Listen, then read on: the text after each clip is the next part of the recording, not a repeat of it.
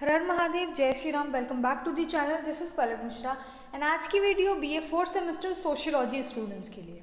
ठीक है, आज हम क्या पढ़ेंगे? आज हम पढ़ेंगे कि वाइट कॉलर क्राइम होता क्या है, उसकी डेफिनेशन देखेंगे, किसने टर्म दिया उसके बारे में समझेंगे थोड़ा सा, एंड उसमें कौन कौन से डेफिनेशन में क्या क्या एड ऑन होते गया वो सारी चीज़ें हम आज डिस्कस करेंगे, एलिमेंट्स डिस्कस करेंगे एंड साथ ही साथ इसके टाइप्स भी डिस्कस करेंगे। ठीक है, तो चलिए without wasting any time let's get started. तो जो टर्म है वाइट कॉलर क्राइम, ये सदरलैंड ने दिया ना। सदरलैंड पहले क्रिमिनोलॉजिस्ट हुए हैं जिन्होंने 1939 में इन्होंने वाइट कॉलर क्राइम के बारे में बताया। ऑक्यूपेशनल क्राइम जो सोसाइटी में हो रहा है उसके बारे में हमारा अटेंशन उधर लेकर गए। ठीक है, तो सबसे पहले आंसर में ये लिखाएगा कि the term given by Sutherland, जो कि पहले क्रिमिनोलॉजिस्ट हुए हैं। ठीक, ओके। अब देखिए ऑक्यूपेशनल क्राइम होता क्या है। तो ऑक्यूपेशनल क्राइम ऐसे क्राइम्स होते हैं या white collar crime, those illegal activities, ये डेफिनेशन है ना, that occur in connection with the person's job और वर्क। यानी मैं अगर कहीं जॉब कर रही हूँ, मैं किसी वर्क के साथ जुड़ी हुई हूँ और मैं वहाँ पे कोई क्राइम ऐसा कर रही हूँ, तो वो वाइट कॉलर क्राइम होगा। ठीक है, देखो क्या होता है ना कि वाइट कॉलर क्राइम बेसिकली एक ही पर्पस के लिए किया जाता है, वो होता है पैसा कमाना। जो बड़े बड़े बिजनेसमैन होते हैं वो सब ये सब काम करते हैं, उन्हें वाइट कॉलर क्राइम कहा जाता है। इसलिए उनके कॉलर कैसे हैं? वाइट है। इसका टर्म को थोड़ा स्पेसिफिक करो, टर्म को डिकोड करते हैं तो उनके कॉलर जो है बिल्कुल वाइट है। हम बोलते हैं ना कि दिखने में वो नहीं लगेंगे बिल्कुल भी, वो लगेंगे कि अरे ये तो बड़े बिजनेसमैन हैं, ये तो इतने बड़े एम्पायर खड़ा कर लिया है, ये सब क्यों ही करेंगे।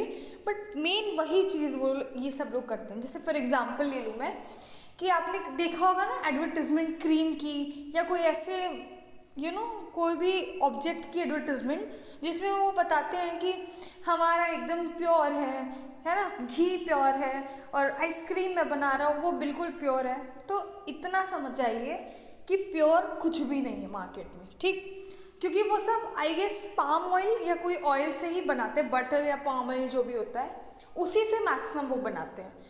तो चाहे घी बनता हो, बस उसमें एसेंस डाल देते हैं, थोड़ा स्मेल आने लगती है बिल्कुल घी के जैसी, एंड वो क्या होता है, शुद्ध घी हो जाता है।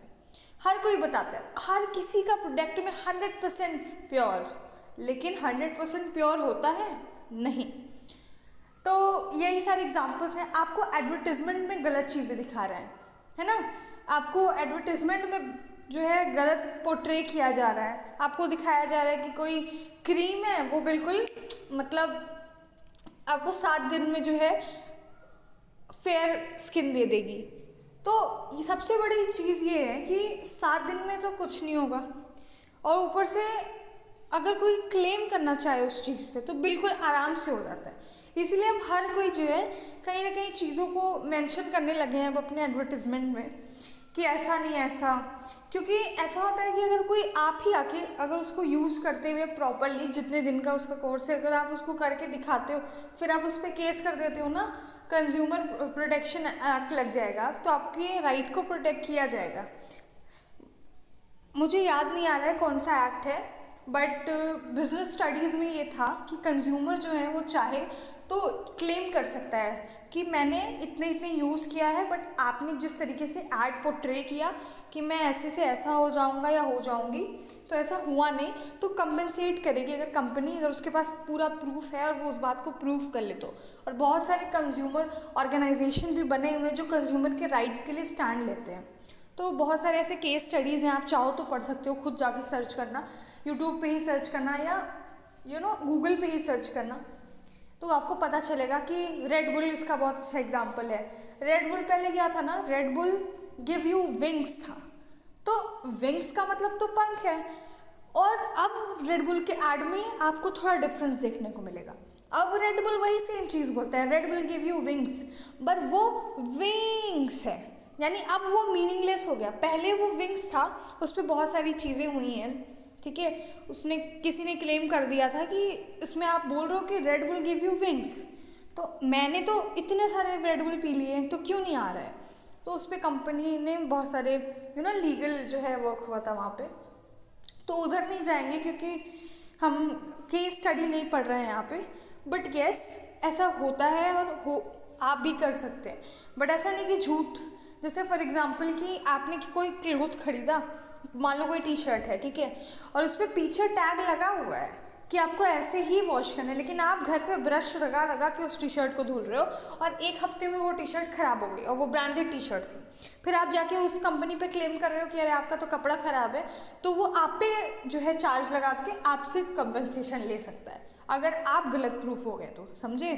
क्योंकि ऐसा नहीं, कंज्यूमर होने का मतलब ये नहीं है कि कुछ भी आरोप लगाएंगे, क्योंकि उस पर पीछे साफ लिखा था, कोई नहीं पढ़ता है, जो हमारे टी शर्ट के पीछे चिपका होता है उसको कोई नहीं पढ़ेगा, लेकिन उस पर प्रॉपरली मेंशन होता है कि ऐसे धुलना है, ये चीज़ यूज़ करनी है, ये नहीं यूज़ करनी। उसको तो लोग कट भी कर देते हैं लोग, लेकिन वो बहुत अच्छे से क्लेम कर सकता है कि हमने प्रॉपर गाइडलाइन उसमें मेंशन की हैं।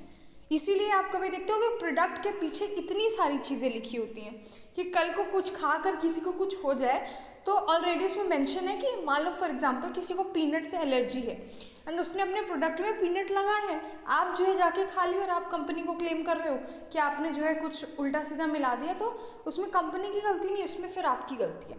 तो हालांकि ये चीज़ें दूसरा एंगल में आ जाएंगी, मैं किसी प्रोडक्ट को गलत या सही कहने नहीं आई हूँ, हर कोई अपना प्रोडक्ट अच्छा बनाता है, बट ये रहता है कि कहीं ना कहीं एक फैक्टर ये है, प्योरिटी का हर वक्त सवाल है। प्योरिटी का तो आजकल सब्जियों में इंजेक्शन लेके बन रहा है कि नहीं, हमारे वाटरमेलन्स वगैरह में इंजेक्शन लग रहे हैं, हमारी सब्जियों को बड़ा करने में इंजेक्शन लग रहा है।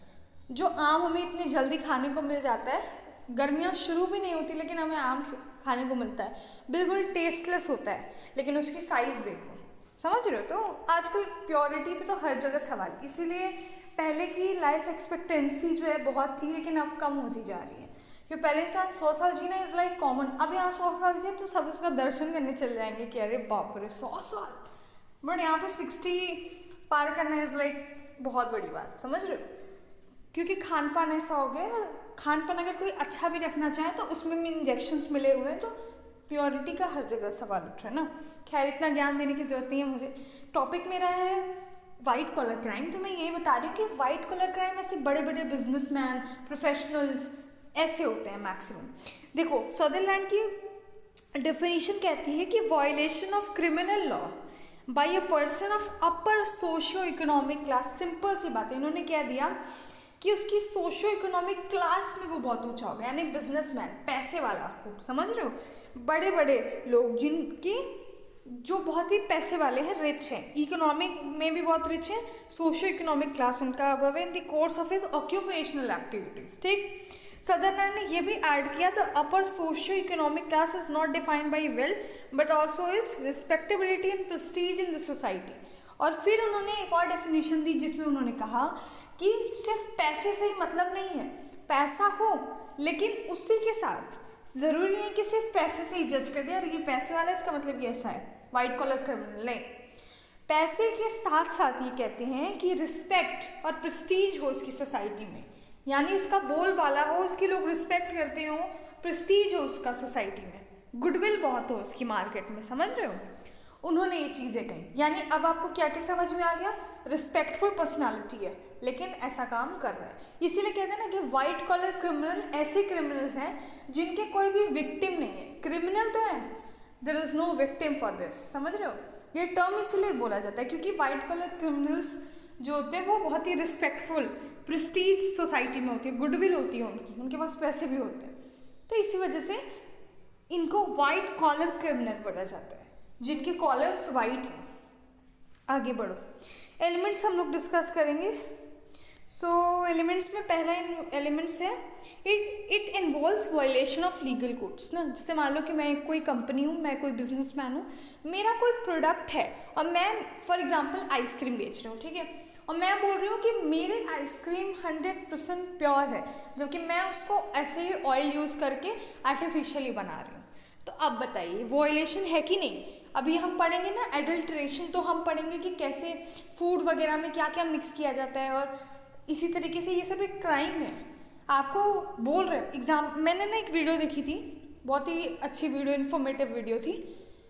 तो उस वीडियो में वो दिखाता है कि एक आइसक्रीम होती है, I am not mentioning the name, वो आइसक्रीम के ऊपर सिर्फ आइस लिखा हुआ था, like there is no cream, ठीक है, एंड दैट वॉज ना आइसक्रीम ना कोई भी ऐसे रैंडमली उठा के नहीं होते हैं, बच्चे जाते हैं फटाफट, या हम भी जाते हैं, अभी हम छोटे ही तो हैं, जाते हैं और कहते हैं हमें तो आइसक्रीम खाना है, कोई भी दिखा अच्छा लेके चले आए, है ना, बहुत जल्दी में, तो ध्यान ही नहीं दिया किस कंपनी का ले रहे हैं, कोई भी कंपनी ले ली, तो आई डोंट नो कि वो कंपनी कौन सी, I am not mentioning that, और इस पर सिर्फ आइस लिखा था, देयर इज़ नो क्रीम, और उसने प्रॉपरली स्टेट किया और पीछे उसके इंग्रेडिएंट्स दिखा के बताए कि अगर जब तक आपको मेंशन ना हो कि पूरा आइसक्रीम है, तो वो पीछे ऑयल से ही बनाया जाता है, कुछ मिक्स करके ही बनाया जाता है, it is not pure ice cream, so do not purchase that, ऐसे करके he was someone, I don't know, but उन्होंने बहुत अच्छी इन्फॉर्मेटिव वीडियो बनाई ना। ऐसे ही बहुत सारे ऐसे पर्सन हैं जो फूड वगैरह के लिए स्पेशली बनाते हैं वीडियो, जो कि बताते हैं कि ये फूड में कहता तो कुछ है लेकिन है एक्चुअली डिफरेंट। तो अगर आप इंटरेस्टेड हो तो थोड़ा सा जाकर देखो, प्रोडक्ट्स को लेकर एनालाइज करो, और स्पेशली अगर आप बिजनेस बैकग्राउंड के हो या business studies as a subject आपने कभी पढ़ा है, इट डजेंट मीन कि आप उसी के सब्जेक्ट को मज़े के लिए भी पढ़ सकता है इंसान, है ना। जब आप बिजनेस स्टडीज़ का जो कंज्यूमर वाला जो पार्ट होगा उससे रिलेटेड केस स्टडी पढ़ना, तो अपने आप आपको बहुत सारे ऐसे प्रोडक्ट्स मिलेंगे जो उस टाइम मार्केट में कैसे अपनी मोनोपोली बनाए हैं आज के समय, वो सब आपको पढ़ने को मिलेगा। तो it is an interesting chapter, I recommend you कि आप पढ़ना। तो ये क्या कर रहा है, ये वॉयलेट कर रहा है लीगल कोड को, ठीक है। फिर टेक्स प्लेस डायरेक्टली या indirectly in connection with the legitimate occupation, जो हमारा लीगल ऑक्यूपेशन है उससे कहीं ना कहीं या तो डायरेक्टली या तो इनडायरेक्टली हम काम उसी से रिलेटेड कर रहे हैं, उसमें कुछ गड़बड़ कर रहे हैं, ठीक। It aim at gaining money, simply इसका काम यही है कि हमें तो बस पैसे कमाना है, इसीलिए तो मैं अपने प्रोडक्ट को बहुत ही हाई प्राइस पे बेच रही हूँ और क्वालिटी उसकी ज़ीरो, तो क्या कर रही हूँ मैं तो पैसे कमा रही हूँ, ठीक। The crime is not against specific individual or firm but against the society at large. There is therefore no complaint specific would be victim would block. Basically इसमें ये कहना चाह रहा है कि किसी जैसे नॉर्मल क्राइम होता है वो किसी एक पर्सन के साथ होता है, मैंने आपको चाकू मार दिया, मैं आपका मर्डर कर दी, ठीक, मैंने आपको मार दिया, मैंने आपको किडनैप कर लिया, तो it is related with the individual, right. लेकिन ये कह रहा है कि स्पेसिफिक इंडिविजुअल या किसी फर्म से रिलेटेड नहीं है, इसका इम्पैक्ट पूरी सोसाइटी पे पड़ रहा है, क्योंकि मैं भी कंज्यूमर हूँ और आप भी एक कंज्यूमर हो, आप भी वही सेम प्रोडक्ट खा रहे हो जो मैं खा रही हूँ, आपने भी वही सब्जी खाई जो मैं खा रही हूँ, समझ रहे हो। एरिया अलग हो सकता है बट चीज़ें हर जगह वही हो रही हैं, जैसे मैंने अभी सब्जियों में इंजेक्शन वगैरह का एग्जाम्पल लिया, समझ में आया। तो पूरी सोसाइटी में इसके इम्पैक्ट है। There earlier only one person of high status recommending this crime was considered as white collar criminal, but इसमें बोल रहे हैं कि पहले होता था ना कि सिर्फ वही जो हाई स्टेटस वाला पर्सन है उसी को हम वाइट कॉलर क्रिमिनल बोलते हैं, बट अब इसमें एक और चीज़ ऐड ऑन होने वाली है, याद रखिएगा डेफिनेशन लिखते वक्त, कि अ person of any class violating law, कोई भी क्लास का, अब छोटा बड़ा, अभी तक हम जो पढ़ते आ रहे थे सदरलैंड की डेफिनेशन में वो क्या बोले थे कि अभी high socio economic class, respect and Prestige, लेकिन अब ये क्या कह रहे हैं, कोई भी क्लास का, लेकिन अब ये क्राइम हर लेवल पे होने लगा है, ठीक। Different from one who commit an immoral or unethical in the course of occupational activities describe, यानी अब हमें एक और पॉइंट पता चला है, एक और पॉइंट ऐड हुआ है कि अब हमें पैसा भी नहीं देखना है, हमें नहीं देखना कि वो कितना पर्सन कितने हाई स्टेटस वाला है, पैसे वाला है कि नहीं। अब कोई भी ऐसा पर्सन जो अपने जॉब में इस तरह का काम कर रहा है, वॉयलेट कर रहा है लॉ को, तो वो क्या है, वाइट कॉलर क्रिमिनल है, बस उसकी जॉब से रिलेटेड होना चाहिए, समझ में आया, okay. The organization engaged in occupational या white collar crime generally select the crime which involve high stakes but carry the most negligible danger of detection and identification। यानी ये क्या होते हैं, ऐसे क्राइम होते हैं जो हाई स्टेक्स इन्वॉल्व करते हैं, बस इनका डेंजर जो होता है बिल्कुल नेग्लेक्ट करना, नेग्लिजिबल, यानी दिख तो रहा है सामने से बट कोई आवाज़ नहीं उठा रहा है। आपको पता है कि ऐसा हो रहा है, देखो सबको पता है ना कि सब्जी में चीज़ें मिक्स हो रही हैं, सबको पता है कि इंजेक्शन यूज़ होता है कि नहीं, लेकिन कोई इसमें बोल रहा है एकदम नेग्लेक्ट करते जा रहे हैं। तो यही बोल रहा है कि क्राइम तो हो रहा है बिल्कुल, लेकिन नेग्लेक्जिबल टाइप का है, स्टेक्स हैं बहुत हाई, लेकिन कैसा है, नेग्लेक्ट कर रहे हैं लोग उसे, बिल्कुल ऐसा मान रहे हैं कि ठीक है, एक्सेप्टेबल हो चुका है वो, बट इट इज़ नॉट। समझ रहे हो? The organisation engage in occupational या white collar crime generally select the crime, I think मैंने ये लाइन पढ़ा दी, ऐसे क्राइम सेलेक्ट करते हैं जो कि जिसको आइडेंटिफाई करना, जिसको डिटेक्ट करना बिल्कुल इम्पॉसिबल हो या नेग्लेजिबल डेंजर हो, मतलब ऐसा डेंजर जो कि कोई आइडेंटिफाई ना कर पाए, मतलब ऐसी चीज़ें उसी को डिटेक्ट करना एकदम ज़ीरो का समान हो कि नहीं हो नहीं पाएगा, कोई देख भी नहीं रहा है, आइडेंटिफाई करने वाला कोई नहीं है। समझ गए? It is a crime against which the victim are least likely to fight. इस तरह के क्राइम में आपको फाइट क्यों देखने को मिलेगी भाई? There is no reason to fight, it is all about gaining money. आप भी वही कर रहे हो, मैं भी वही कर रही हूँ, there is no difference, right? So why would I fight with you? It is all about making money.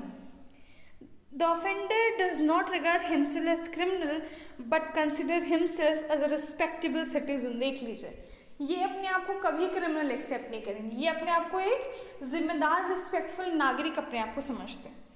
He regard himself a lawbreaker whose act has no victim। देखिए यही लाइन थी जो मैंने बोला, ऐसा लॉ ब्रेकर जिसका कोई victim ना हो।